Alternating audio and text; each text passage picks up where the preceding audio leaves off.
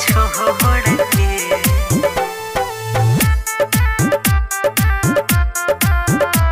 तू चली जइबू भोर के।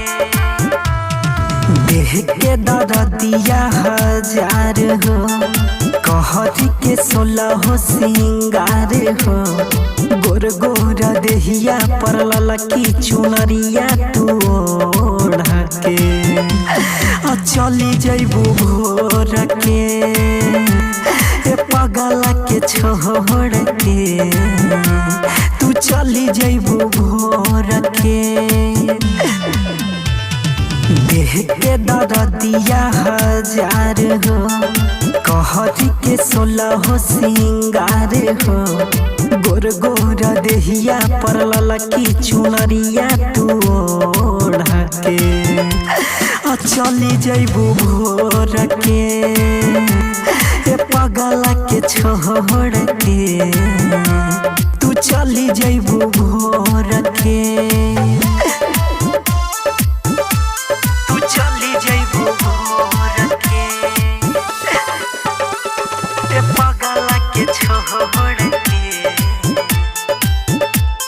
ए पगला के छोड़ के जात बाड़ू दूर बतैलू नहीं कसूर। अचके में दिल देलू तोड़ हो, झूठे बदनाम कराई देलू जाने। गौआ में भइल बसोर हो, जात बाड़ू दूर बतैलू नहीं कसूर।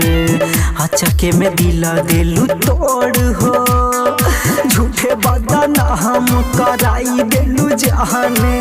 गौआ में भइल बसोर हो, सीनामा में रखनी साहेज हो।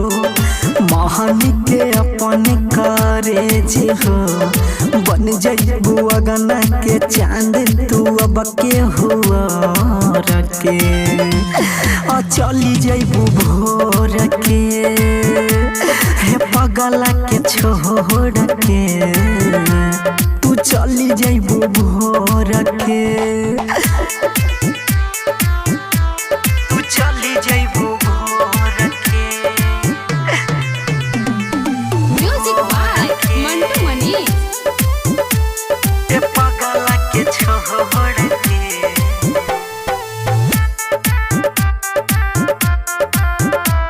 तू चली जइबू भोर के।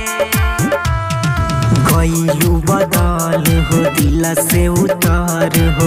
दिहलू नजर से गिराई, राइटर राजेश के फन गो कुंदन के भइलू बेवफा का बताई। गइलू बदल हो, दिल से उतार हो।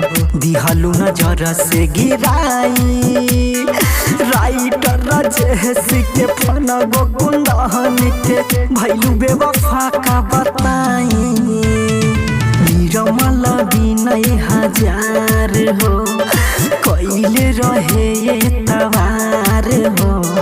तोड़ देलू रानी तू अपन प्रेम के डोर के। चली जइबू भोर के। हे पगला के छोड़ के